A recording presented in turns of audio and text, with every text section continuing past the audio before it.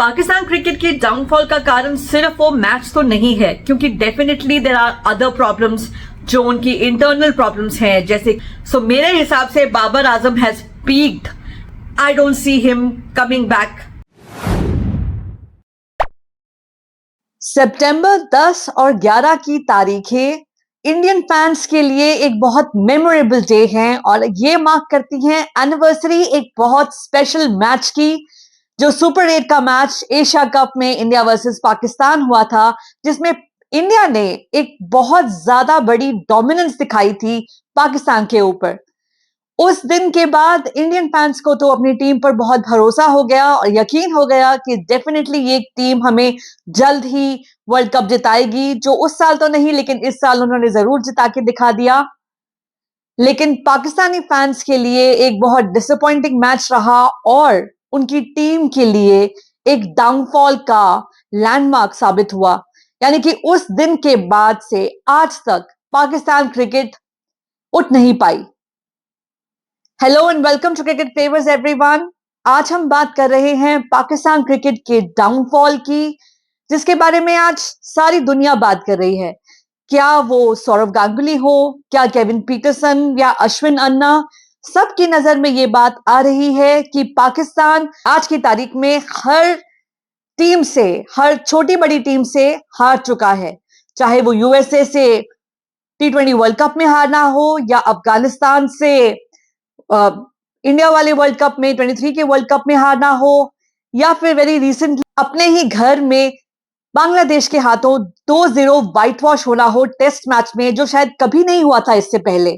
और हर बार उनके फैंस को लगता है कि शायद ये उनका रॉक बॉटम है, लेकिन अगले ही मैच में या कुछ ही दिनों के बाद वो फिर एक रॉक बॉटम और एक नए रॉक बॉटम पे पहुंच जाते हैं। हाँ, पाकिस्तानी फैंस इंडियन फैंस की तरह नहीं है, क्योंकि हम इंडियन फैंस तो जरा सा टीम अच्छा ना करे, थोड़ा सा बुरा प्रदर्शन दिखाए तो भरोसा खो देते हैं, टीम्स को कोसने लगते हैं, कुछ प्लेयर्स को कोसने लगते हैं, अपने अपने फैन क्लब्स बनाकर जो दूसरा प्लेयर है जिसके अगेंस्ट हम हैं उसे कोसने लगते हैं। लेकिन पाकिस्तानी बावजूद इसके कि उनका प्लेयर परफॉर्मेंस नहीं दिखा पा रहा है, उनका प्लेयर बहुत टाइम से परफॉर्मेंस नहीं दिखा पा रहा है, कुछ अच्छा नहीं कर पा रहा है, इवन डोमेस्टिक क्रिकेट में भी बहुत अच्छा नहीं कर पा रहा है, उसके नारे लगाते हुए थकते नहीं है। लेकिन इन्हीं पाकिस्तानी फैंस को बार बार लगातार एक मायूसी और एक दुख का ही सामना करना पड़ रहा है, जब उनकी टीम बार बार लगातार हारे जा रही है। इसका जिम्मेदार कौन है, इसकी गलती किसके सर है, ये बात तो मैं जानती नहीं और ना ही मेरा इसके ऊपर कुछ बात ज्यादा करना उचित भी है, क्योंकि मैं ना पाकिस्तानी हूं, ना उनकी टीम के बारे में ज्यादा जानती हूं और ना ही उनके देश के बारे में इतना ज्यादा जानती हूं। लेकिन हाँ, अगर वो हमारे टीम के ऊपर हर टॉपिक पे, चाहे वो इंडियन टीम का स्क्वाड हो या कोहली ने कितना टैक्स भरा वो हो, उसके ऊपर बना सकते हैं वीडियोस, तो हम भी डेफिनेटली उनकी टीम के बारे में इतना तो जरूर सोच सकते हैं कि क्या है जो हमें लगता है is wrong with that team, why they are not able to perform, why they are not able to win the matches that they should or they were supposed to। तो इसकी शुरुआत कहीं ना कहीं उसी मैच से हुई जिसके बारे में मैंने इस वीडियो के शुरुआत में कहा। 1 year ago, that formidable Pakistani attack, जिसे कहा जाता था world class bowling, world best bowling, world number 1 bowling और पता नहीं क्या क्या, वो under the line of fire आया था जब इंडियन बैटर्स ने उन्हें बिल्कुल चारों खाने चित कर दिया था, उन्हें बिल्कुल फ्लैट ऑन देयर फेस कर दिया था। पहले दिन पर रोहित शर्मा और गिल ने एक शानदार प्रदर्शन दिखाया, दोनों ने 50s लगाई if I am not wrong, और इतना बढ़िया खेलने के बाद आउट हुए और क्रीज पर आए केएल राहुल और विराट कोहली। उस दिन बारिश होने के बाद खेल वॉश आउट हो गया और नेक्स्ट डे रिजर्व डे पर चला गया, जब कोहली और केएल राहुल ने आकर ऐसा खेल दिखाया, ना तो एक विकेट गिरा और ऐसे रन्स पे रन्स बनाए कि 356 रन्स का मैसिव टोटल खड़ा कर दिया। मुझे आज भी याद है कि लास्ट बॉल पर जब कोहली ने छक्का लगाया तो मुझे एंटिसिपेशन था, मुझे पूरा यकीन था कि वो मैच इसी तरह खत्म करेंगे, अपनी इनिंग्स इसी तरह खत्म करेंगे, और छक्का लगाकर उन्होंने मुझे सच साबित कर दिया। और उसके बाद आई बैटिंग पाकिस्तान की, और उसमें इंडियन बॉलर्स ने जो परफॉर्मेंस दिखाया, सिर्फ 128 रन आई थिंक उनके हुए थे और उस पर उनको ऑल आउट कर दिया। नहीं, ऑल आउट नहीं किया, 8 विकेट्स डाउन थे। 2 लोग हारिस राउफ और नसीम शाह इंजर होने की वजह से बैटिंग करने के लिए आए ही नहीं थे, but that is all. 128 is what they could. So that was a massive victory by the Indian team over Pakistani team और Indian fans ने उसे बहुत enjoy किया था।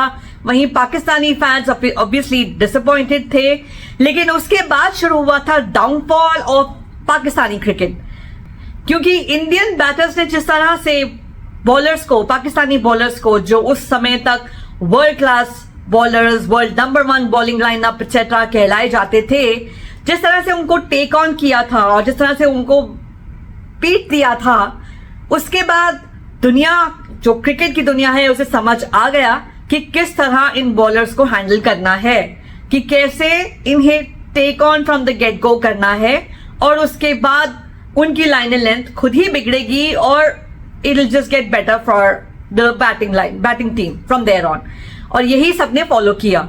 पाकिस्तान क्रिकेट की डाउनफॉल का कारण सिर्फ वो मैच तो नहीं है, क्योंकि definitely there are other problems जो उनकी इंटरनल प्रॉब्लम्स हैं, जैसे कि पॉलिटिक्स एंड वो पर्ची सिस्टम, जिसे वो नेपोटिज्म वगैरह के बारे में कहते हैं, या फिर इवन ग्रास रूट लेवल पे, डोमेस्टिक लेवल पे उस तरह से प्लेयर्स का ना उभर पाना जैसे इंडियन सॉइल पे होते हैं। बिकॉज अभी आप देख लीजिए, एक उमर मलिक हैं जो पेस अटैक इंडिया का एक तरह से लीड करने वाले हैं, because he is actually a very good pace bowler. मेरी स्टेट से, जम्मू कश्मीर से वो हैं जो इस बार बांग्लादेश के टेस्ट के लिए सिलेक्ट हुए हैं। ऐसे बहुत सारे हैं इंडिया की बेंच स्ट्रेंथ में, जो अगर एक बॉलर ना हो या कल को रिटायर हो जाए तो उसे रिप्लेस करने के लिए रेडी हैं, क्योंकि ग्रास रूट लेवल पे, डोमेस्टिक लेवल पे बहुत काम हो रहा है इंडिया के फ्यूचर प्रोस्पेक्ट्स पर भी।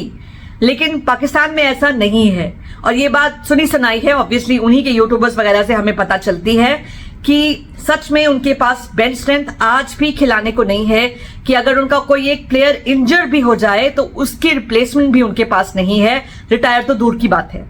अब इसमें बोर्ड की गलती है या उन प्लेयर्स की गलती है जो अपने फ्रेंड्स को खिलाना चाहते हैं टीम में, या शायद फैंस की भी गलती है जो अपनी टीम के बाहर कुछ सोच ही नहीं पाते हैं।